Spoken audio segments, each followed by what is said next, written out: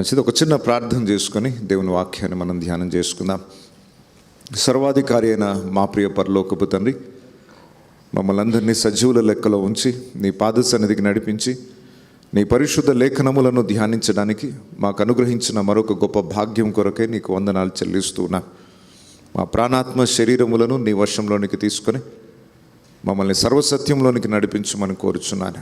నీ దాసుని బలముగా అభిషేకించి నీ బలమైన వర్తమానం అనుగ్రహించి మా హృదయాలను జీవింపజేయమని, నీ నీతి మార్గములు మమ్మల్ని నడిపించమని యేసు పరిశుద్ధ నామములో ప్రార్థిస్తున్నాను తండ్రి, ఆమేన్.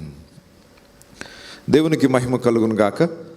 మరి ఈ దినం కూడా మనము ఆదికాండం యొక్క ఉపోద్ఘాతం 2వ భాగాన్ని మనం ఈరోజు నేర్చుకోబోతున్నాం. ఇంకా ఇంట్రడక్షన్ పార్ట్లోనే మనం ఉన్నాం. ఈ ఉపోద్ఘాతంలో 2వ భాగం ఏంటంటే ఆదికాండమునకు ప్రకటన గ్రంథానికి ఈ రెండింటికి మధ్య ఉన్న సంబంధాన్ని ఈరోజు మనం ధ్యానం చేయబోతున్నాం. ఈ 2 గ్రంథాలు మనకు ఒక అద్భుతమైన సారాంశాన్ని ఇస్తున్నాయి. ఆరంభంలో ఎలా ఉండేది, అంతములో ఎలా ఉండబోతుంది. ఈరోజు ఆ 2 గ్రంథాల్లో నుండి కొన్ని విషయాలని మనం పరిశోధించబోతున్నాం. ఆరంభ అధ్యాయాలు, ఆదికాండం ఆరంభ అధ్యాయాలు, ప్రకటన గ్రంథపు చివరి అధ్యాయాలు చాలా దగ్గరి సంబంధం వాటికి ఉంది. వాటిని గూర్చిన కొన్ని విషయాలు ఈరోజు మనం చర్చించుకోబోతున్నాం. ఆదికాండములో ఎవరు బైబిల్ చదివినా వారికి అర్థమైపోతుంది దేవుడు మొట్టమొదటిగా సృష్టిని ఎలా ప్రారంభించాడు. భూమి నిరాకారంగా శూన్యంగా ఉంది, చీకటి కమ్ముకొని ఉంది. దేవుడు ఆ చీకటి ఉన్న సమయమున వెలుగు కలుగునుగాక అని పలికాడు. వెలుగును చీకటిని వేరు చేశాడు. ఆదికాండం 1వ అధ్యాయం 5 వచనాలలో భూమి మీద అంత మునుపు చీకటి ఉండేది. అయితే ప్రకటన గ్రంథం 21వ అధ్యాయం 25వ వచనం, అక్కడ రాత్రి లేనందున దాని గుమ్మములు పగటి వేళ ఏమాత్రమును వేయబడవు. చాలండి. ఆదికాండంలో మనం చూస్తే మొట్టమొదటిగా చీకటి కమ్ముకొని ఉంది భూమి మీద. ప్రకటన గ్రంథంలోనికి మనం వెళ్తే అక్కడ రాత్రి ఉండదు, చీకటి ఉండదు అని వ్రాయబడి ఉంది.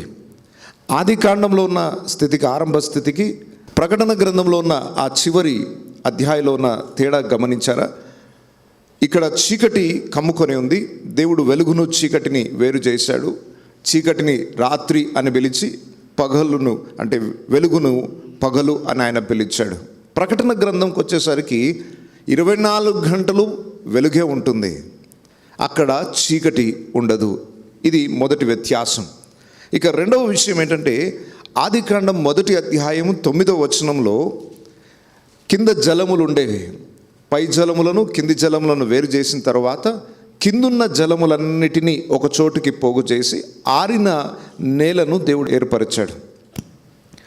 ఆరిన నేలను భూమి అని పిలిచాడు. ఆ జలములన్నిటినీ సముద్రము అని పిలిచాడు. భూమి మీద మనం చూస్తే 70% సముద్ర భాగమే ఉంది, ఒక 30% మాత్రమే భూభాగం ఉంది. భూమి అంతా ఎక్కువగా సముద్రముతో నిండిపోయి ఉంది. అయితే ప్రకటన గ్రంథములో దేవుడు మన కొరకు సృష్టించబోయే, లేదా మన కొరకు ఒక ప్రత్యేకంగా ఏర్పాటు చేసిన ఆ కొత్త ప్రపంచంలో ఎలా ఉంటుందో ఒకసారి ప్రకటన గ్రంథము 21వ అధ్యాయం 1వ వచనం చూడండి. అంతటా నేను క్రొత్త ఆకాశమును క్రొత్త భూమిని చూచితిని. మొదటి ఆకాశమును మొదటి భూమియు గతించిపోయాను, సముద్రమును ఇకను లేదు. సముద్రము ఇకను లేదు. మొదటి సృష్టిలో మనం గమనించినట్లయితే 70% సముద్రమే ఉంది. ఈ ఉన్న 30% భూభాగాన్ని ఇంకా మానవుడు నింపలేదు. ఎందుకు? మరణాలు సంభవిస్తున్నాయి కాబట్టి జనాభా తగ్గిపోతూ వస్తుంది, కొత్త జనాభా వస్తుంది. గత కొన్ని వేల సంవత్సరాలుగా ఇంకా భూమి ఖాళీగానే ఉంది. 30% ఉన్న ఆ భూభాగమే ఇంకా నిండలేదు. మరణాన్ని బట్టి ఒక్కొక్క తరం గడిచిపోతూ మరొక కొత్త తరం వస్తూ ఉండడాన్ని బట్టి. అయితే దేవుడు సృష్టించబోయే ఆ కొత్త ప్రపంచంలో ఇక సముద్రము ఉండదు. దేవుడు సృష్టించిన ఆ భూమిలో, కొత్త భూమి మీద, లేదా నూతన యెరూషలేము అనే పట్టణములో ప్రతి చోట మానవుడు నివాసం ఉండడానికి యోగ్యమైన స్థలంగా మారుతుంది. అక్కడ ఉపయోగం లేని స్థలం అంటూ ఉండదు. ఇక్కడ మనుషులు నివాసం చేయడానికి అనుకూలంగా లేదు అనే పరిస్థితి ఉండదు.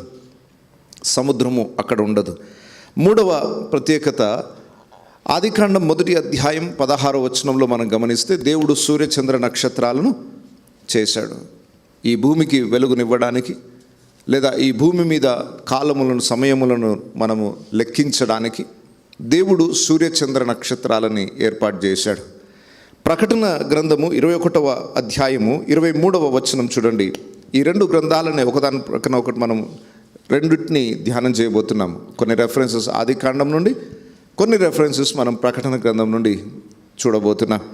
ఆ పట్టణములో ప్రకాశించుటకై సూర్యుడైనను చంద్రుడైనను దానికి అక్కరలేదు, దేవుని మహిమయే దానిలో ప్రకాశించుచున్నది. ఆదికాండములో దేవుడు కలుగజేసిన ఆ మొదటి సృష్టి భాగంలో మనం చూస్తే ఈ భూమికి సూర్యుడు, చంద్రుడు, నక్షత్రాల యొక్క అవసరత ఏర్పడింది. కానీ క్రొత్త భూమి, క్రొత్త ఆకాశములో, నూతన యెరూషలేము అనే పట్టణములో సూర్యునితో ఇక పని లేదు, చంద్రునితో ఇక పని లేదు. సూర్యచంద్రులు అక్కడ ఉండరు. సూర్యచంద్రులు లేకుండానే దేవుడే ఆ పట్టణానికి తన మహిమను వెలుగుగా ప్రకాశింపజేయబోతున్నాడు. చాలామంది ప్రశ్నిస్తూ ఉంటారు, దేవుడు సృష్టించిన మొదటి సృష్టిలో 4వ దినమున సూర్యచంద్ర నక్షత్రాలను చేశాడు, మరి మొదటి దినమున వెలుగు ఎలా వచ్చింది? సూర్యచంద్రుల్లో 4వ రోజు అయితే మొదటి దినమున అస్తమయమును ఉదయమును కలుగగా ఒక దినమాయను, 2వ దినమాయను, 3 రోజులు గడిచిపోయింది. 4వ రోజు సూర్యచంద్రులు వచ్చాయి. ఆ మొదటి రోజు ఎలా గడిచింది? 2వ రోజు వెలుగు ఎలా వచ్చింది? చాలామందికి ఆ ప్రశ్నలు ఉంటాయి. ఈ ఆదికాండంలో ఎన్నో సైంటిఫికల్ ప్రశ్నలకు, శాస్త్రీయపరమైన ప్రశ్నలకు జవాబులు కూడా మనకు దొరుకుతాయి. కానీ మనము పూర్తిగా ఆ అంశంలోనికి వెళ్తే కొన్ని విషయాలు అర్థం కాకుండా ఉంటాయి. వాటిని నేను ప్రత్యేకమైన వీడియోస్ చేయాలని ఆశిస్తున్నాను. ఎందుకంటే సండే ప్రసంగంగా ఉంటేనే బాగుంటుందేమో. కొన్ని సైంటిఫికల్ ఎవిడెన్సెస్, బైబిల్ని రుజువు చేయడానికి, బైబిల్లో ఉన్న సత్యాలు 100% అవి సత్యము అని రుజువు చేయడానికి ఇప్పుడున్న పరిశోధనలు చాలా వరకు ఉపయోగపడతాయి. ఆ సైంటిఫికల్ ఎవిడెన్సెస్తో కొన్ని సందేశాలు ఉన్నాయి. అవి నేను ప్రత్యేకంగా బోధించాలని ఆశిస్తున్నాను. ఎందుకంటే కొన్ని అర్థం కాని విషయాలు ఉంటాయి. అవి చదువుకున్న వారికి, ప్రత్యేకంగా విద్యార్థులకు సులభంగా అర్థమయ్యే విషయాలు ఉన్నాయి. కాబట్టి నేను వాటిని ప్రత్యేకంగా మీకు వివరిస్తాను. ఇక్కడ మనం గమనించినట్లయితే సృష్టిలో మొదటి 3 రోజులు సూర్యచంద్రుల యొక్క అవసరత లేకుండానే ఉంది. అయితే ఈ సృష్టి అంతా పతనం అయిపోయిన తర్వాత దేవుడు చేసే కొత్త సృష్టిలో అక్కడ కూడా సూర్యచంద్ర నక్షత్రాలతో అవసరం లేదు. ఇక ఇప్పుడున్న ఈ భూమికి అవసరం ఏర్పడింది. కానీ దేవుడు కలుగజేయబోయే ఆ కొత్త ప్రపంచంలో ఇక సూర్యుడు, చంద్రుడు మనకు అక్కర్లేదు. మరి వెలుగు ఎలా వస్తుంది? దేవుని యొక్క మహిమనే మనకు వెలుగుగా ప్రకాశింపజేయబడుతుంది. అక్కడ దేవుని యొక్క సన్నిధి ప్రతి క్షణము, ఆయన మహిమను మనం అనుభవిస్తూనే ఉంటాం. ఇది మరొక ప్రత్యేకత. ఇక ఈ ఆదికాండానికి, ప్రకటన గ్రంథానికి ఉన్న మరొక సంబంధం ఏంటంటే, ఆదికాండము 2వ అధ్యాయము 8-9 వచనాలు.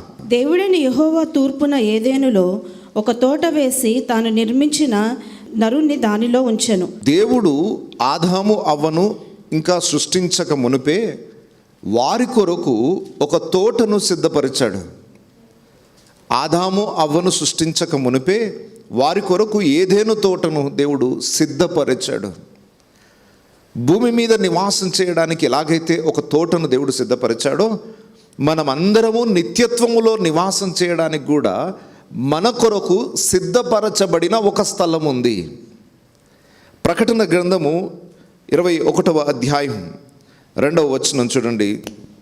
మరియు నేను నూతనమైన యెరూషలేము అను ఆ పరిశుద్ధ పట్టణము తన భర్త కొరకు అలంకరింపబడిన పెండ్లి కుమార్తె వలె సిద్ధపడి పరలోకముందు ఉన్న దేవుని యొద్ద నుండి దిగివచ్చుట చూచితిని. చాలా పరలోకమందు నూతన యెరూషలేము అనే ఒక పట్టణము పెళ్లి కుమార్తె వలె సిద్ధపరచబడి, అలంకరించబడి మన కొరకు పరలోకం నుండి దిగి వస్తుంది.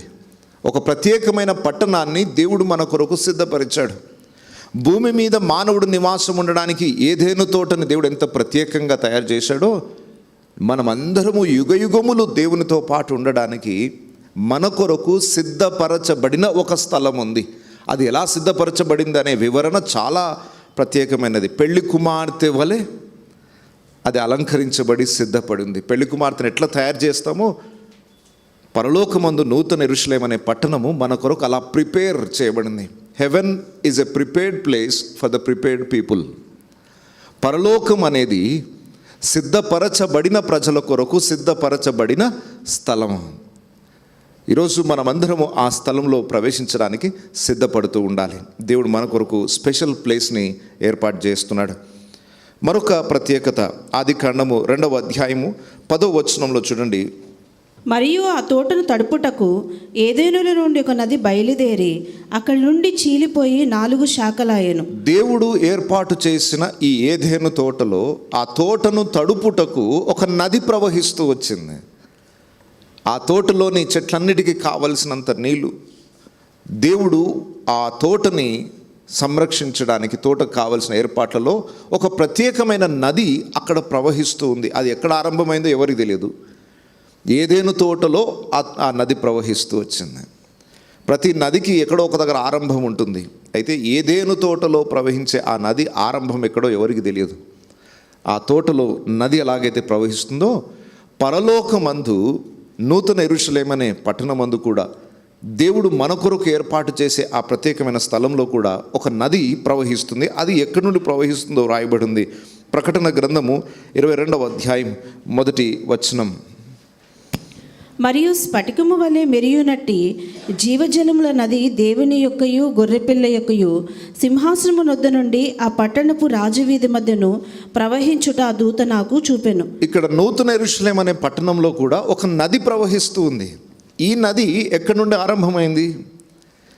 దేవుని సింహాసనం యొద్ద నుండి ప్రవహిస్తున్న నది. దేవుడు మన కొరకు సిద్ధపరచుచున్న నూతన యెరూషలేము అనే పట్టణంలో జీవజల నది ఒకటి ప్రవహిస్తూ ఉంది. అంటే భూమి మీద ఏదెను తోటను దేవుడు ఒక మాదిరిగా మనకు ముందు పెట్టాడు. పరలోకం ఎలా ఉండబోతుందో ఒక శాంపుల్ చూపించడానికి భూమి మీద దేవుడు ఎన్నో సూచనలు మనకిచ్చాడు. కొన్ని విషయాలు నేర్పించడానికి భూమి మీద ఉన్న ప్రకృతిని వాడుకున్నాడు. దాన్ని అర్థం చేసుకుంటే నిత్యత్వంలో ఎలా ఉండబోతుందో మనము గ్రహించగలుగుతాం. నిత్యత్వంలో ఎలా ఉండబోతుందో గ్రహిస్తే దాని కొరకు తప్పిస్తాం. నేను అక్కడికి వెళ్ళాలి అన్న ఆశ మన లోపల కలుగుతుంది.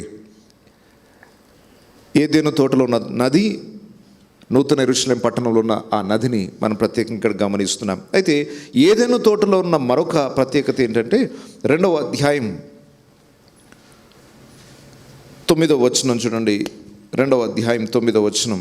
మరియు దేవుడైన యెహోవా చూపునకును రమ్యమైనదియు ఆహారమునకు మంచిదినైన ప్రతి వృక్షమును ఆ తోట మధ్యను జీవ వృక్షమును, ఆ తోట మధ్యలో జీవ వృక్షమును దేవుడు ఏర్పాటు చేశాడు. భూమి మీదనున్న ఏదైనా తోటలో జీవ వృక్షం అంటే ఆ జీవ వృక్షం ఎవరైతే ఆ పండు తింటారో ఇక మరణం అనేది వారికి ఉండదు. ఈ జీవ వృక్షము ఇప్పుడు ఎక్కడుందో చూడండి. మనకు ప్రకటన గ్రంథము 22వ అధ్యాయం 2వ వచనం. ప్రకటన గ్రంథం 22వ అధ్యాయం 2వ వచనం. ఆ పట్టణపు రాజవీధి మధ్యను ప్రవహించుట ఆ దూత నాకు చూపెను. ఆ నది యొక్క ఈవలను ఆవలను జీవవృక్షములుండెను. అది నెలకు ఫలించుచు 12 కాపులు కాయును. ఆ నది యొక్క ఈవలను ఆవలను జీవవృక్షముండెను. ఆ నది యొక్క ఈవలను ఆవలను అంటే 2 సైడ్స్ ఎలా ఉంటుంది అనేది మనం ప్రత్యేకంగా ఇమేజ్ చూస్తేనే అర్థమవుతుంది. ఆ చెట్టు నది ఇటువైపు నుండి అటువైపు వరకు అది స్ప్రెడ్ అయి ఉంటుంది. ఈ నదికి ఆనుకొని జీవవృక్షం ఉంది. ఏదెను తోటలో ఉండాల్సిన ఆ జీవవృక్షం ఇప్పుడు ఏదెను తోట నుండి తీసివేయబడి అది మొట్టమొదటిగా పరదేశులోనికి వెళ్ళింది. ఆ తరువాత పరదేశు నుండి నూతన యెరూషలేము అనే పట్టణంలో ఇప్పుడు దేవుడు దాన్ని అమర్చాడు. సో పరలోకంలో నూతన యెరూషలేము అనే పట్టణంలో మనము ఆ చెట్టు యొక్క ఫలములను తినే ఒక అవకాశం మనకు దొరుకుతుంది. అక్కడ ఆ ప్రత్యేకతను మనం చూడబోతున్నాం. అయితే ఈ ఏదెను తోటలో ఉన్న మరొక ప్రత్యేకత ఏంటంటే ఆదికాండము 2వ అధ్యాయము 11వ వచనం చూడండి. మొదటి దాని పేరు పీషోను. అది హవీలా దేశం అంతటి చుట్టూ పారుచున్నది. అక్కడ బంగారం ఉన్నది. ఆ దేశము బంగారము శ్రేష్టమైనది. అక్కడ బోళమును గోమేధకములను దొరుకును. ఈ ఏదెను తోటలో ఎక్కడైతే నది ప్రవహిస్తుందో భూమి మీద హవిలా అనే ఒక ప్రాంతంలో బంగారము దొరుకుతుంది. భూమి మీద కొన్ని ప్రత్యేకమైన స్థలాలు ఉన్నాయి. బైబిల్లో ఉన్న ఈ రెఫరెన్స్ని బట్టి చాలామంది పరిశోధకులు వెళ్ళి దాన్ని త్రొవి చూడగా ఆ స్థలంలో నిజంగానే బైబిల్లో రాయబడిన ఈ పదార్థాలన్నీ అక్కడ దొరికాయి. బంగారము, బోలము, గోమేధికం అంటే రత్నాలు, ఇవన్నీ కూడా ఆయా స్థలాల్లో దొరుకుతాయి అని బైబిల్లో చెప్పబడింది. అయితే భూమి మీద ఎక్కడో ఒక్కొక్క దగ్గర బంగారము, వజ్రాలు, వైడూర్యాలన్నీ కూడా దొరుకుతాయి. అయితే పరలోక పట్టణంలో ఎలా ఉందో ఒకసారి చూడండి. ప్రకటన గ్రంథము 21వ అధ్యాయం 19 నుండి 21వ వచనం వరకు. ఆ పట్టణపు ప్రాకారపు పునాదులు అమూల్యమైన నానావిధ రత్నములతో అలంకరింపబడి ఉండను. మొదటి పునాది సూర్యకాంతపు రాయి, రెండవది నీలము, మూడవది యమునా రాయి, నాలుగవది పచ్చ, ఐదవది వైడూర్యము, ఆరవది కెంపు, ఏడవది సువర్ణరత్నము, ఎనిమిదవది గోమేధికము, తొమ్మిదవది పుష్యరాగము, 10వది సువర్ణల సునీయము, 11వది పద్మరాగము, 12వది సుగంధము. దాని 12 గుమ్మములు 12 ముత్యములు, ఒక్కొక్క గుమ్మము ఒక్కొక్క ముత్యముతో కట్టబడి ఉన్నది. పట్టణపు రాజవీధి శుద్ధ సువర్ణమై స్వచ్ఛమైన స్ఫటికమును పోలి ఉన్నది. దానిలో ఏ దేవాలయమును నాకు కనబడలేదు. సర్వాధికారి అయిన దేవుడగు ప్రభువును గొర్రెపిల్లయు దానికి దేవాలయమై ఉన్నారు. చాలు. పరలోక పట్టణంలో ఎక్కడో ఒక చోట బంగారం దొరకడం, ఎక్కడో ఒక చోట రత్నాలు దొరకడం కాదు. పరలోకమంతా స్వర్ణమయమై ఉంది. స్ఫటికమును బోలిన సువర్ణము వంటి రాజవీధి, హైవే కూడా, రోడ్డు కూడా, మన దగ్గర డాంబర్ వేసుకుంటాం మనం, కానీ పరలోక పట్టణంలో వీధులు కూడా బంగారమే. రత్నాలు ఎక్కడ దొరుకుతాయి పరలోకంలో అంటే పునాది రాళ్ళ దగ్గర నుండి అన్నీ ప్రత్యేకమైన రత్నాలే. ప్రాకారపు గోడ కూడా వివిధ రత్నములతో, ఒక్క టైప్ కాదు, ఎన్నో వెరైటీస్ ఆఫ్ స్టోన్స్. భూమి మీద ఎక్కడ దొరకవు అవి. పరలోక పట్టణం అంతా కూడా రత్నములు, బంగారముతో, సువర్ణముతో అలంకరించబడింది. ఊహించుకోండి, ఒక తులం బంగారం దొరుకుతూనే ఎంత మురిసిపోతారో స్త్రీలు. పరలోక పట్టణము ఎక్కడ చూసినా బంగారం, ఎక్కడ చూసినా వజ్రాలు, వైఢూర్యాలు. ఆ చూపును మనం చూస్తూ కూడా ఆనందానికి అంతులు ఉండవు. అంత అద్భుతమైన పట్టణాన్ని దేవుడు మన కొరకు సిద్ధపరుస్తున్నాడు. భూమి మీద ఒక చిన్న శాంపుల్ మనకు చూపించాడు. బంగారం ఎలా ఉంటుంది, వైఢూర్యాలు ఎలా ఉంటాయి, ఎక్కడ దొరుకుతాయి అని దేవుడు అక్కడక్కడ కొన్ని సూచనలు మనకిచ్చాడు. కానీ పరలోకంలో ఎంత పరిపూర్ణమైన స్థితిని మనం చూడబోతున్నాం, అది భవిష్యత్తులో మనం తప్పకుండా అనుభవించబోతున్నాం. ఇక ఆదికాండానికి ప్రకటన గ్రంథానికి ఉన్న మరొక సంబంధం ఏంటి అని అంటే, ఆదికాండములో మొట్టమొదటి వివాహం జరిగింది. మానవ చరిత్రలోనే మొట్టమొదటి వివాహం. దేవుడు ఆదామును చేసిన తర్వాత, ఆదాము ప్రక్కటెముకలో నుండి అవ్వను దేవుడు తయారు చేసిన తర్వాత మొట్టమొదటి వివాహాన్ని జరిపించింది దేవుడే. వారిద్దరిని జతపరిచింది దేవుడే. ఆదికాండములో మొదటి వివాహం జరిగితే ఈ యుగములో చివరి వివాహం ప్రకటన గ్రంథంలో మనం చూస్తాం. 19వ అధ్యాయం, ప్రకటన గ్రంథం 19వ అధ్యాయం 6 నుండి 9 వచనాలు. 6వ వచనం నుండి 9వ వచనం వరకు. అప్పుడు గొప్ప జనసమూహపు శబ్దమును, విస్తారమైన జలముల శబ్దమును, బలమైన ఉరుముల శబ్దమును పోలిన ఒక స్వరము, సర్వాధికారియగు ప్రభువునగు మన దేవుడు ఏలుచున్నాడు, ఆయనను స్తుతించుడి. గొర్రెపిల్ల వివాహోత్సవ సమయము వచ్చినది, ఆయన భార్య తన్ను తాను సిద్ధపరచుకొని ఉన్నది కనుక మనము సంతోషపడి ఉత్సహించి ఆయనను మహిమపరచవలనని చెప్పగా వింటిని. చాలు. గొర్రెపిల్ల వివాహోత్సవ సమయం. యేసు ప్రభువునకు, సంఘమునకు వివాహం జరగబోతుంది. ఆదాము అవ్వకు ఎలాగైతే వివాహం జరిగిందో, యేసు ప్రభువునకు, సంఘమునకు వివాహం జరగబోయే ఒక భవిష్యత్ సంఘటన మనకుంది. ఆ వివాహము కొరకు మనము సిద్ధపరచబడుతూ ఉండాలి. ఆ వివాహము కొరకు మనమే సిద్ధపరచుకోవాలి.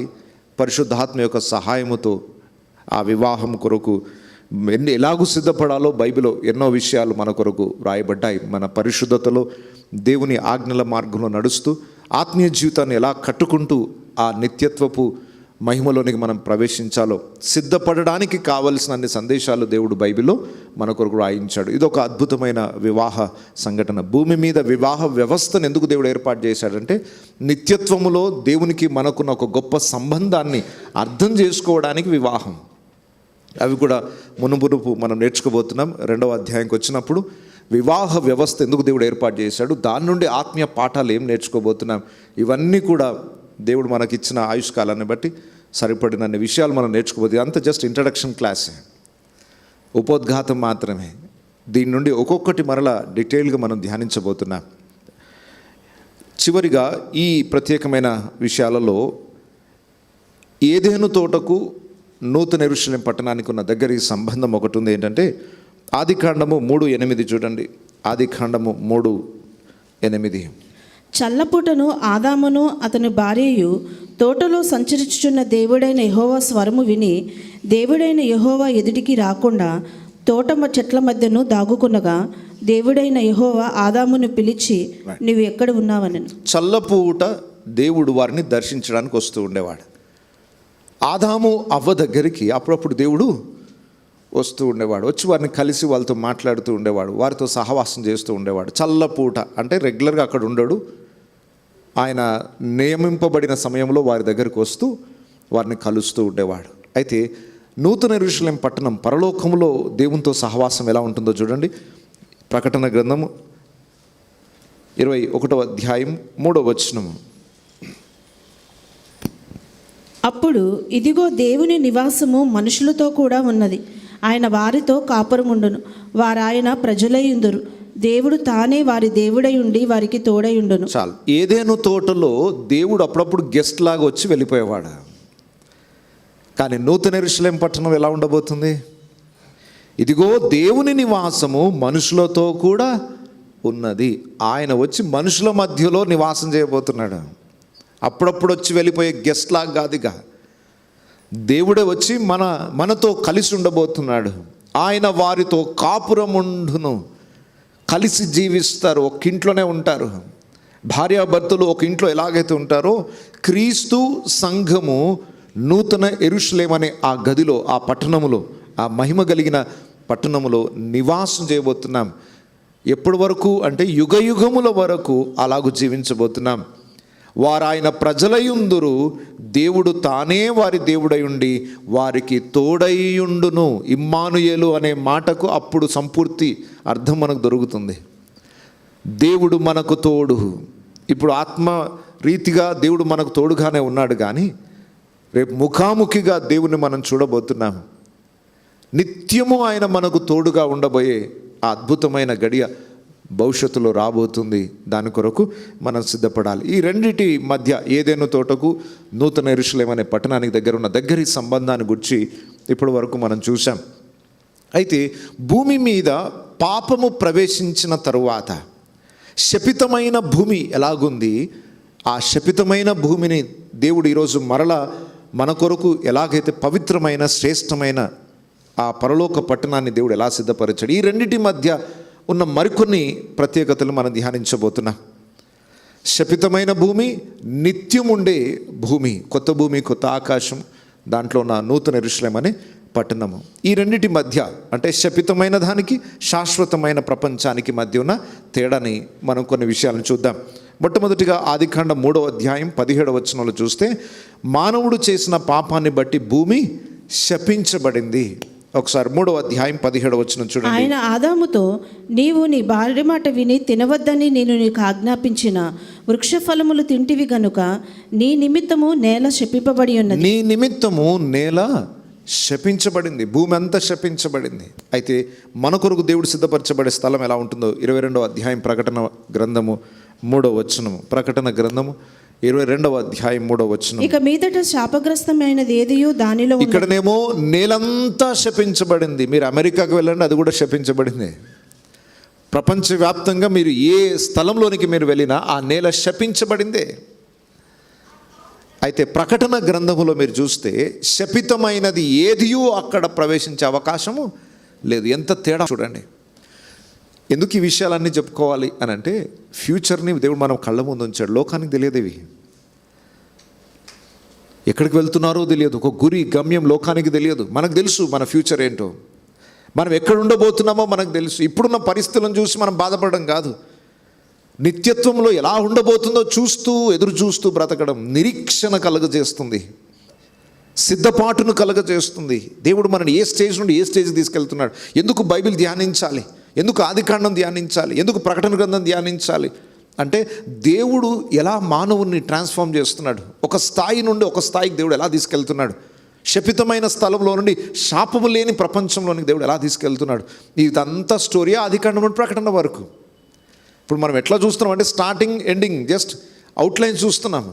డీటెయిల్గా వెళ్ళాలంటే మళ్ళీ ఆదికాండం నుండి ప్రకటన గ్రంథం వరకు రావాలి. మొదట ఆ అవుట్లైన్స్ తెలుసుకుంటే అప్పుడు నేర్చుకోవాలన్న ఆశ మన లోపల కలుగుతుంది. సో ఇక్కడ శపితమైన భూమి, శాశ్వతమైన ప్రపంచంలో శాపం అన్నది ఉండదు. ఈ రెండింటి మధ్య ఉన్న మొదటి తేడా. ఇక రెండవ తేడా ఏంటంటే ఈ శపితమైన భూమి మీద మానవుడు కష్టపడి చెమట ఓడ్చి సేద్యపరిచి పొలాన్ని దున్ని తన ఆహారాన్ని కష్టంతో సంపాదించుకోవాలి. ఆదికాండం 3:18-19 వచనాలు చూడండి. ప్రయాసముతోనే నువ్వు బ్రతుకు దినములన్నీ దాని పంట తిందువు. అది ముండ్ల తుప్పలను గచ్చపదలను నీకు మొలిపించును. పొలములోని పంట తిందువు. నీవు నేలకు తిరిగి చేరు వరకు నీ మొకపు చెమట కాచి ఆహారము తిందువు. ఏలయనగా నేల నుండి నీవు తీయబడితివి గనుక నీవు మన్నే గనుక తిరిగి మన్నైపోదు అని ఇక్కడ చెప్పాడు. మొట్టమొదటిగా మీరు చెమట ఓడ్చి కష్టపడి బాధపడుకుంటూ భూమి మీద బ్రతకాలి. ప్రకటన గ్రంథం చూడండి 21వ అధ్యాయం 4వ వచనం. ప్రకటన గ్రంథం 21వ అధ్యాయం 4వ వచనం. ఆయన వారి కన్నుల ప్రతి బాష్ప బిందువును తుడిచివేయును. మరణము ఇక ఉండదు, దుఃఖమైనను ఏడుపైనను వేదనైనను ఇక ఉండదు. మొదటి పరలోక పట్టణములో ప్రతి బాష్ప బిందువు తుడిచివేయబడును. ఇక్కడనేమో చెమట ఓడ్చి కష్టపడి దుఃఖాన్ని అనుభవిస్తూ బాధను అనుభవిస్తూ బ్రతకాలి. నిత్యత్వంలో కన్నీరు గార్చే పరిస్థితి ఉండదు, చెమట ఓడ్చే పరిస్థితి ఉండదు. అక్కడ ప్రతి బాష్ప బిందువు తుడిచివేయబడును, దుఃఖము ఇక ఉండదు, బాధ అనేది పరలోక పట్టణంలో ఉండదు. పైగా ఈ భూమి మీద మనం కష్టపడి చెమట ఓడ్చి సేద్యపరుచుకొని ఆహారాన్ని తినాలి. పరలోక పట్టణంలో జీవవృక్షాన్ని మనం చూస్తున్నాం 22వ అధ్యాయం 2వ వచనంలో. అది 12 కాపులు కాస్తుంది, ప్రతి నెల కాపు కాస్తుంది. అంటే ఆ జీవవృక్షము మనం ఏమీ సేద్యపరచకుండానే అదే ఆహారాన్ని ఇస్తుంది. ఇక్కడ ప్రశ్నలు ఎదురవుతాయి. పరలోకంలో మనకు ఆహారం అవసరమా? అక్కడ ఆకలి ఉండదు, దప్పిక ఉండదు. మరి పరలోకంలో భోజనం ఉంటుందా? ఆకలి ఉండదు, దప్పిక ఉండదు, మరి భోజనం ఎందుకు? దేవదూతలకు ఆకలేస్తుందా? పరలోకంలో నిత్యము దేవుని సన్నిధిలో ఉండే దేవదూతలకు ఆకలి ఉంటుందా? ఇజ్రాయిలు తిన్న మన్నా ఎవరి ఆహారం? దేవదూతల ఆహారం. అంటే దేవదూతలు కూడా 3 పూట్ల భోజనం చేస్తారన్నమాట. దేవదూతలు కూడా భోజనం చేస్తున్నారంటే వాళ్ళకు కూడా ఆకలేస్తుందా? మరి అక్కడ ఆకలి ఉండదు, దాహం ఉండదు, దప్పిక ఉండదు అనే మాట ఏం కావాలి? దీని అంతటికీ ఒక సమాధానం ఏంటంటే పరలోకములో ఆకలి ఉండదు, అక్కడ ఆకలి తీర్చుకోవాల్సిన అవసరత మనకు లేదు, కానీ ఆహారం అయితే ఉంటుంది. మరి ఆకలి లేనప్పుడు ఆహారం ఎందుకండి అని మీరు అనొచ్చు. ఆహారము భుజించడం ద్వారా వచ్చే ఆనందాన్ని అక్కడ అనుభవిస్తాం. కొన్నిసార్లు మనకేం ఆకలేదు, కానీ కొన్ని రుచికరమైన పదార్థాలు తింటుంటే ఎంత ఆనందము. ఆ స్మెల్ చూడగానే, ఆ మసాలా స్మెల్ కానీ లేదా ఆ టేస్ట్ చూడగానే ఎంతో ఆనందం. ఏ విధంగా అయితే ఒక అద్భుతమైన మనకు రుచికరమైన ఆహారం తింటున్నప్పుడు ఆనందాన్ని ఆస్వాదిస్తామో ఆ ఆనందాన్ని కూడా అక్కడ మిస్ కాము. సో పరలోక రాజ్యంలో ఆహారం ఆకలి తీర్చుకోవడానికి కాదు, సహవాసాన్ని బలపరుచుకుంటూ ఆనందాన్ని అనుభవించడానికి. ఇప్పుడు ఉదాహరణ చెప్తున్నాను. మనం అందరము సెలబ్రేషన్ చేసుకోవాలి, సంబరాన్ని మనం సెలబ్రేట్ చేసుకోవాలి.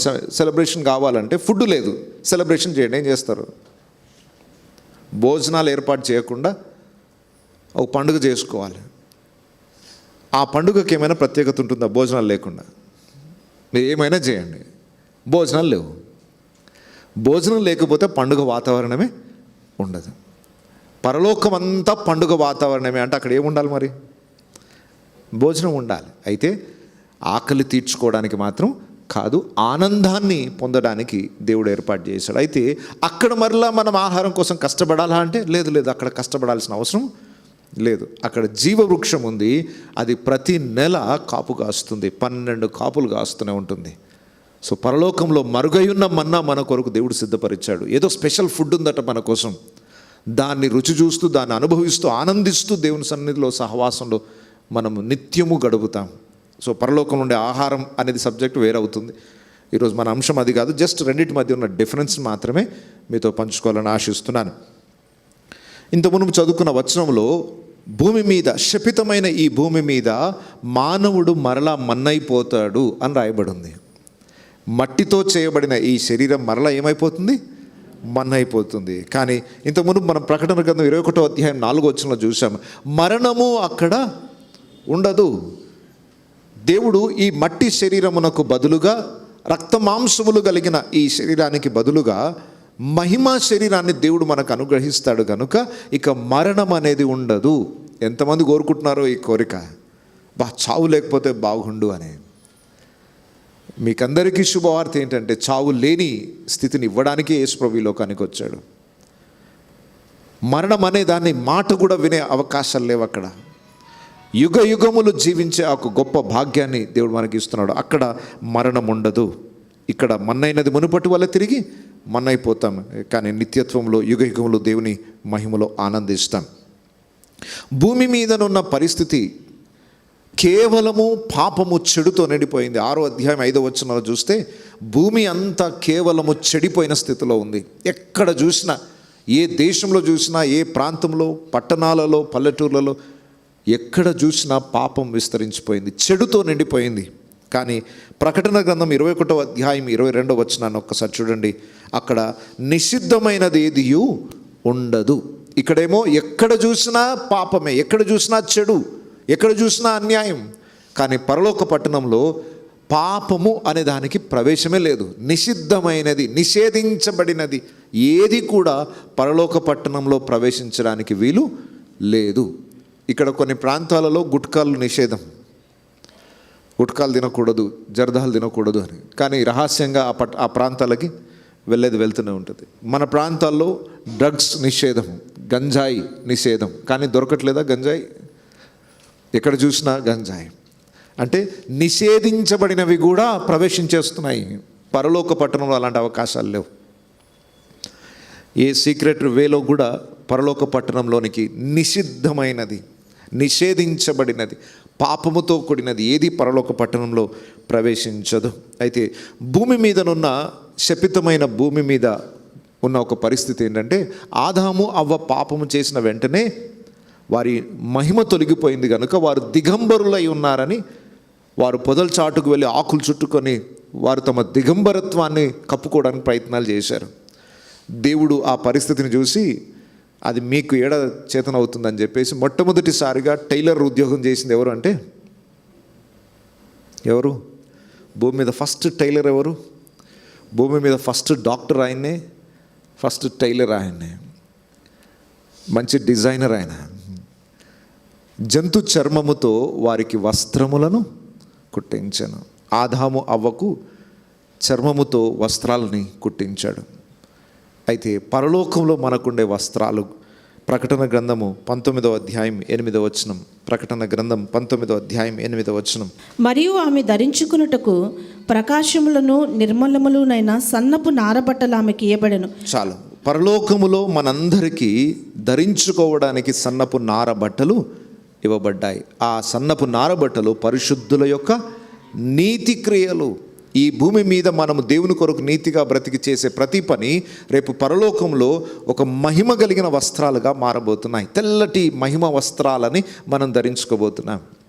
ఇక్కడ మనం తయారు చేసిన దుస్తులు ధరించుకోవాల్సి వస్తుంది, పాడైపోయే దుస్తులను ధరించుకోవాల్సి వస్తుంది. కానీ నిత్యత్వంలో దేవుడు మనకు తెల్లని వస్త్రములను, ప్రకటన గ్రంథం 3వ అధ్యాయం 4వ వచనంలో కూడా రాయబడింది. ఒక్కసారి చూడండి. ప్రకటన గ్రంథం 3వ అధ్యాయం 4వ వచనం. అయితే తమ వస్త్రములను పవిత్రపరచుకొనని కొందరు సాధ్యసులో నీ యొద్ద ఉన్నారు. వారు అర్హులు కనుక తెల్లని వస్త్రములు ధరించుకుని నాతో కూడా సంచరించారు. వారు తెల్లని వస్త్రములు ధరించుకొని నాతో కూడా సంచరించారు. అంటే పరలోకంలో మనకు స్పెషల్ యూనిఫామ్ ఉంది. దేవుని బిడ్డలందరూ కూడా తెల్లని నార వస్త్రములను, అంటే మనం తయారు చేసుకునే వస్త్రాలు కాదు అవి, మన నీతి క్రియలు, పరిశుద్ధుల యొక్క నీతి క్రియలను అక్కడ చూస్తూ ఉంటాం. ఎవ్రీ డే అవి జ్ఞాపకార్థంగా ఉండిపోతాయి. ఇది ఒక పెద్ద సందేశం అవుతుంది. మరలా బట్టలు కొనుక్కోవడానికి ఎంత ఆతురపడుతూ ఉంటారు. షాపింగ్ అంటే చాలా ఇష్టం. క్రిస్మస్ వచ్చింది అని అంటే ఇక షాపింగ్ అంటే ఎంత ఇష్టమో. కర్నూలు ప్రాంతానికి చెందిన ఒక వ్యక్తి, ఒక సహోదరుడు, ఆయనకి బట్టల షాప్ ఉందట కర్నూల్లో. ఆయన అన్నాడు, సార్ మాకు ఇయర్ మొత్తంలో ఎక్కువగా మాకు బిజినెస్ జరిగేది డిసెంబర్ 23-24 తారీఖులు. ఎన్నో పండుగలు వస్తాయి కానీ మాకు ఎక్కువగా గిరాకీ జరిగేది ఎప్పుడు అని అంటే డిసెంబర్ 23-24. ఎందుకంటే ఆ ప్రాంతంలో ఎక్కువ క్రైస్తవులు ఉండవచ్చు, షాపింగ్ బాగా జరుగుతుంది. సో బట్టలు కొనుక్కోవడానికి చాలా ఇష్టపడుతూ ఉంటాం. ఎన్ని బట్టలు ఉన్నా మళ్ళీ మనకు కొత్త బట్టలు కావాల్సిందే. పరలోకంలో ఎన్ని బట్టలు సంపాదించుకున్నారు? పరలోకంలో మేము బట్టలు సంపాదించుకోవడం ఏంటి, దేవుడు ఇస్తాడు కదా అని అనొచ్చు మీరు. పరలోకములో దేవుడు మనకు అనుగ్రహించే ఆ వస్త్రాలు నీతి క్రియలు అని రాయబడి ఉంది. వింటున్నారా?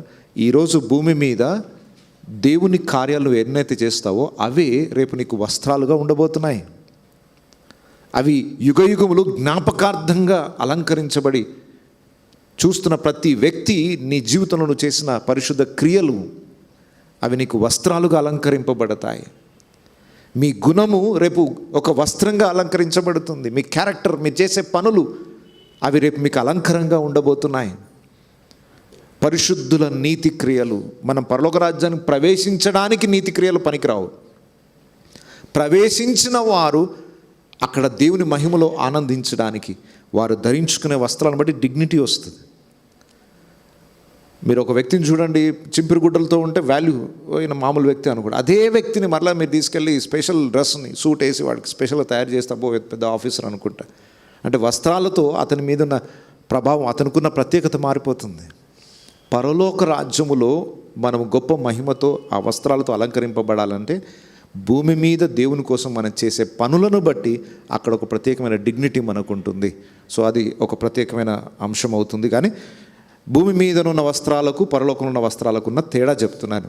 భూమి మీద మొట్టమొదటిసారి చర్మపు వస్త్రాలను దేవుడు తొలగించాడు. ఆ తర్వాత మనం దేవుడిచ్చిన జ్ఞానాన్ని బట్టి రకరకాల వస్త్రాలను మనం ఏర్పాటు చేసుకున్నాం. కల్చర్ని బట్టి వస్త్రాలు మార్పిడి జరుగుతూనే ఉన్నాయి. కానీ నిత్యత్వంలో దేవుడు మన కొరకు ప్రత్యేకమైన హోదాని ఇస్తున్నాడు, మహిమ వస్త్రాలను ఇస్తున్నాడు, నీతి వస్త్రాలను మనకి ఇస్తున్నాడు. అవి సన్నపు నారబట్టలుగా, తెల్లని వస్త్రాలుగా మనకు అలంకరించబడబోతున్నాయి. సో అవి మనం గ్రహించాలి. ఇక ఆదికాండము 3వ అధ్యాయం 15వ వచనంలో సాతానుతో మనకు వైరం జరుగుతుంది. ఆదికాండం 3:15 ఒకసారి చూద్దాం. మరియు నీకును స్త్రీకుని, నీ సంతానమునకును ఆమె సంతానమునకును వైరము కలుగు చేసేదను. అది నిన్ను తల మీద కొట్టును, నీవు దానిని మడిమ మీద కొట్టుదు అని చెప్పాను. సాతానుకి భూమి మీద ఉన్న మనుషులకు, ప్రత్యేకంగా దేవుని బిడలకు వైరం కలగబోతుంది. ఆ వచనాన్ని నేను ఇంకా డీటెయిల్గా తర్వాత ఎక్స్ప్లెయిన్ చేస్తాను. ప్రతిరోజు సాతానుతో మనకు పోరాటం జరుగుతూనే ఉంది.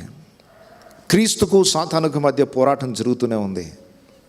ఈ పోరాటం ఎప్పుడు ముగించబడుతుంది, శత్రువు ఎప్పుడు సంహరించబడతాడో దాని కన్క్లూజన్ మనకు ప్రకటన గ్రంథంలో దొరుకుతుంది. ప్రకటన గ్రంథం 20వ అధ్యాయం 10వ వచనం. ప్రకటన గ్రంథం 20వ అధ్యాయం 10వ వచనం. వారిని మోసపరిచిన అపవాది అగ్నిగంధకములు గల గుండములో పడవేయబడెను. అచ్చట ఆ క్రూరముగమును అబద్ధ ప్రవక్తయు ఉన్నారు. వారు యుగయుగములు రాత్రింబగళ్ళు బాధింపబడుదురు. చాలు. ఈ సాతాను ఇప్పటి వరకు మోసం చేస్తూ ప్రజలని నాశనానికి నడిపిస్తున్న ఈ సాతాను యొక్క చివరి దశ ఏంటి అనంటే, అతడు అరెస్ట్ చేయబడి నిత్య నరకాగ్ని గుండంలో పడవేయబడతాడు. అక్కడ యుగ యుగములు కాలుతూనే ఉంటాడు. సో ఫైనల్ జడ్జిమెంట్ ఒకటి రాబోతుంది. ఇన్ని రోజులు మానవులందరినీ బాధ పెట్టిన ఈ సాతాను, ఈ పోరాటాలన్నిటికీ ముగింపు ఒకరోజు రాబోతుంది. ఆ ముగింపులో సాతాను ఓడిపోయి నిత్య నరకాగ్ని గుండంలో పడవేయబడే ఆ గొప్ప దినం రాబోతుంది. ఆ కన్క్లూజన్ని ప్రకటన గ్రంథం మనకి ఇస్తుంది. అయితే ఇదే వచనంలో ఆదికాండం 3:15లో రాయబడిన మాటలో అక్కడ దేవుడు వాగ్దానం కూడా చేస్తున్నాడు. నీకును స్త్రీకిని, నీ సంతానమునకును ఆమె సంతానమునకును వైరం కలుగుతుంది.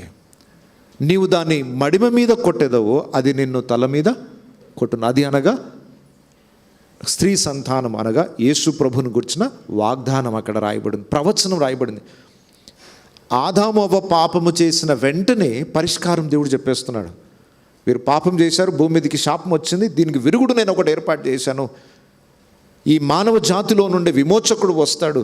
ఆ విమోచకుడు వచ్చి సాతాను తల చితగొడతాడు, సాతాను నుండి మిమ్మల్ని విడిపిస్తాడు అనే ప్రవచనం మొట్టమొదటిసారిగా ఆదికాండం 3:15 భూమి మీద పాపము ప్రవేశించిన మరుక్షణమే దేవుడు విమోచనను గురించిన ప్రణాళికను తెలియజేశాడు.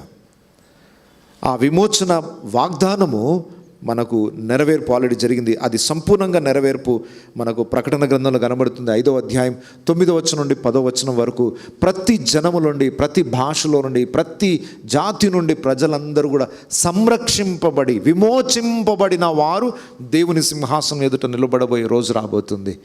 అక్కడనేమో పోరాటం ఉంది, అక్కడనేమో మనం ఓడిపోయిన స్థితిలో ఉన్నాం, మనం బంధకాల్లో ఉన్నాం. అయితే స్త్రీ సంతానమందు పుట్టినవాడుగా యేసు ప్రభు ఈ లోకానికి వచ్చి సాతాను తల చితగొట్టి మనలందరినీ విమోచింపబోతున్నాడు. అక్కడ విమోచన గురించిన వాగ్దానం ఉంది, ప్రకటన గ్రంథంలో విమోచన గురించిన నెరవేర్పు జరగబోతుంది. విమోచింపబడిన వారు దేవుని సింహాసనం ఎదుట నిలబడి దేవుని మహిమపరచబోయే గొప్ప దినము రాబోతుంది. ఇక మరొక విషయం ఏంటంటే 3వ అధ్యాయం ఆదికాండం 3వ అధ్యాయం 24వ వచనంలో ఆదాము అవ్వ పాపం చేశారు గనుక వారు మరలా జీవవృక్షపు ఫలమును తినడానికి యోగ్యత వారికి లేదు. ఆ తోట నుండి వెలివేయబడ్డారు. ఆ చెట్టుని ఆశ్రయించకుండా ఆ పండును తినే యోగ్యత కోల్పోయారు. ఆదికాండం 3:24 వచనం చూడండి. అప్పుడు ఆయన ఆదామును వెళ్ళగొట్టి ఏదైనా తోటకు తూర్పు దిక్కున కెరూబులను జీవవృక్షమునకు పోవు మార్గమున కాచుటకు ఇటు అటు తిరుగుచున్న ఖడ్గజ్వాలను నిలవబెట్టెను. జీవవృక్ష ఫలమును తినకుండా దేవుడు కావలిని నియమించాడు. ఆదాము అవ్వ మళ్ళా లోపలికి ప్రవేశించడానికి వీలు లేదు. అదే మీరు ప్రకటన గ్రంథం 22వ అధ్యాయం 14వ వచనం చూడండి. ప్రకటన గ్రంథం 22వ అధ్యాయం 14వ వచనం.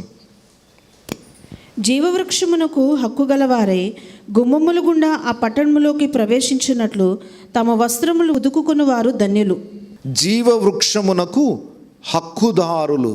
ఇంతకు మునుపేమో జీవవృక్షాన్ని తీసుకోవడానికి, ఆ ఫలం తీసుకోవడానికి హక్కు లేదు, యోగ్యత కోల్పోయారు, త్రోసివేయబడ్డారు. ఇప్పుడేమో జీవవృక్షపు యొక్క ఫలమును తీసుకునే హక్కు, అథారిటీ మనకు వచ్చేస్తుంది, రైట్స్ వచ్చేసాయి. మనం నేరుగా పరలోక రాజ్యంలో జీవవృక్షము యొక్క ఫలమును భుజించవచ్చు.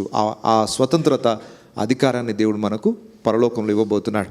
ఇక ఏదేను తోటలో నుండి ఆదాము అవ్వ వెలివేయబడ్డారు, త్రోసివేయబడ్డారు. మనం పరలోక పట్టణంలోనికి ప్రవేశింపబోతున్నాం. 22వ అధ్యాయం ప్రకటన గ్రంథం 14వ వచనం చూడండి. 22వ అధ్యాయం 14వ వచనం. జీవవృక్షమునకు హక్కు గలవారై గుమ్మముల గుండా ఆ పట్టణములోనికి ప్రవేశించినట్లు తమ వస్త్రములను ఉతుకుకుని వారు ధన్యులు. చాలండి. జీవవృక్షమునకు హక్కుదారులై గుమ్మముల గుండా ఆ పట్టణములోనికి ప్రవేశించినట్లు. అక్కడేమో ఏదేను తోటలో నుండి బయటికి గెంటి వేయబడ్డారు. ఇప్పుడు పరలోక రాజ్యంలోనికి వెల్కమ్ చెప్తున్నాడు దేవుడు. వారు ఆ పరలోక పట్టణంలోనికి ప్రవేశింపబోతున్నారు, గుమ్మములో నుండి ప్రవేశింపబోతున్నారు. మీకు అర్థమవుతుందా? ఒకప్పుడు శపించబడిన వారము, ఇప్పుడు ఆశీర్వదించబడిన ప్రజలం. ఒకప్పుడు త్రోసివేయబడిన మానవుడు ఈరోజు స్వీకరించబడుతున్నాడు. ఒకప్పుడు నిషేధించబడినది ఈరోజు మనకు హక్కుదారులం అవుతున్నా. ఎంత తేడా జరగబోతుంది! ఈ సృష్టి అంతటి వెనుక ఎంత పెద్ద స్టోరీ, ఎంత పెద్ద చరిత్ర ఉంది. మనకు బైబిల్ ఇచ్చినంత స్పష్టమైన చరిత్ర, ఎవిడెన్సెస్ ఈ ఇతర చారిత్రక గ్రంథాల్లో లేదు. సో ఇంతసేపు మీరు విన్నారు కదా, ఇందులో నుండి మీకు అర్థమైంది ఏంటి? మానవుడు ఆరంభ స్థితి ఏంటి, అంతం ఎలా ఉండబోతుంది? ఆది అంతము చెప్పగలిగిన వాడు దేవుడు ఒక్కడే. ఆదిని చెప్పే అర్హత ఏ మానవుడికి లేదు. ఎందుకంటే మానవుడు ఒక డేట్ నుండి స్టార్ట్ అయ్యాడు. అంతకు మునుపు ఏం జరిగిందో మానవుడికి తెలియదు. ఆది నుండి ఏమి జరిగిందో మనకు చెప్పువాడు, ఆది అంతము అయిపోయిన తర్వాత ఏం జరగబోతుందో చెప్పేవాడే దేవుడు. బైబిల్ ఎందుకు దేవుని నుండి వచ్చిందని మనం చెప్పొచ్చు అంటే, ఆదిని గూర్చి అంతమును గూర్చి చెప్పింది బైబిల్ ఒక్కటే. యెషయా గ్రంథంలో రాయబడి ఉంటుంది. దేవుడు సవాల్ చేస్తాడు మానవుడితో. మీరు ఎవరెవరినో దేవుడు దేవుడు అంటున్నారు కదా, మీరు ఆ దేవుడు అన్న వాడిని తీసుకురండి, ఎంతవరకు దేవుడో చూద్దాం. ఒక్కసారి యెషయా గ్రంథంలో ఒక మాట రాయబడి ఉంది, చూద్దాం. యెషయా గ్రంథము 44వ అధ్యాయం 7వ వచనం చూడండి. యెషయా గ్రంథం 44వ అధ్యాయం 7వ వచనం.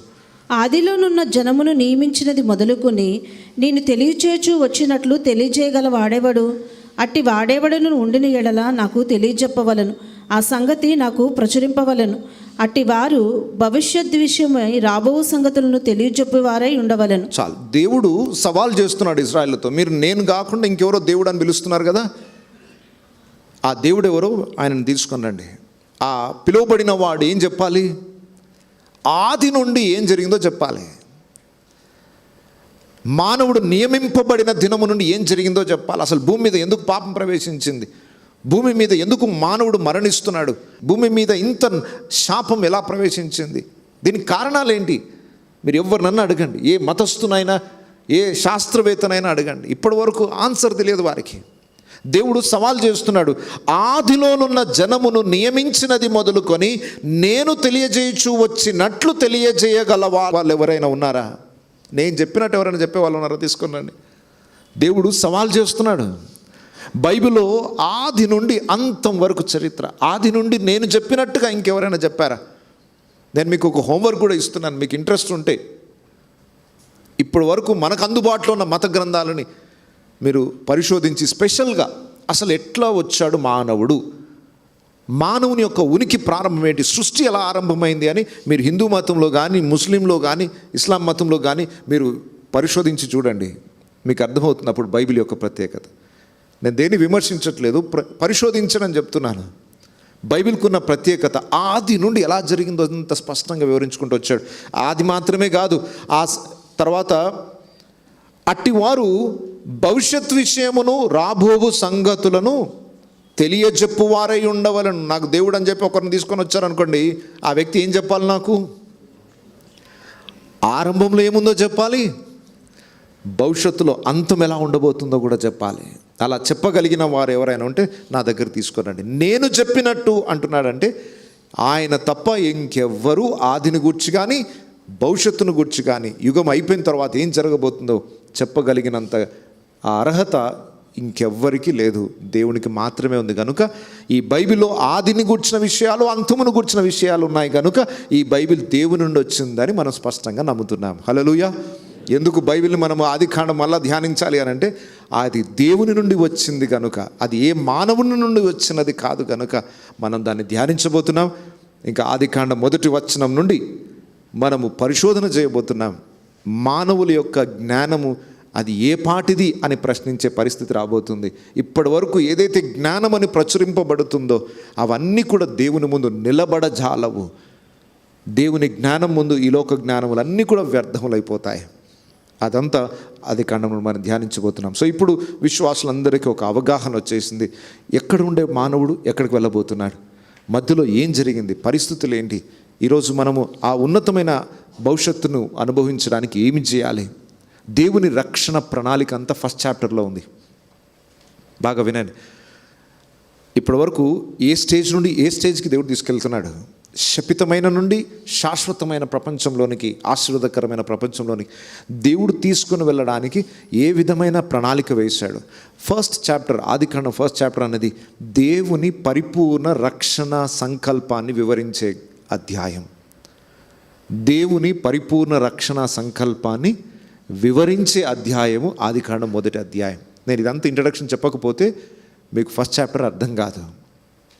ఫస్ట్ చాప్టర్ని ఎందుకు మనం ధ్యానించాలంటే ప్రకటన గ్రంథం అంతా ఫస్ట్ చాప్టర్లో మీకు కనబడుతుంది. 1వ అధ్యాయంలో దేవుని భవిష్యత్ ప్రణాళిక, మానవుడు ఎక్కడుండాలని దేవుడు ఆశిస్తున్నాడో ఫస్ట్ చాప్టర్లోనే రాసేశాడు. అంతమును గూర్చి ఆదిలోనే చెప్పేవాడు దేవుడు, అంత అయిపోయిన తర్వాత చెప్పేవాడు కాదు.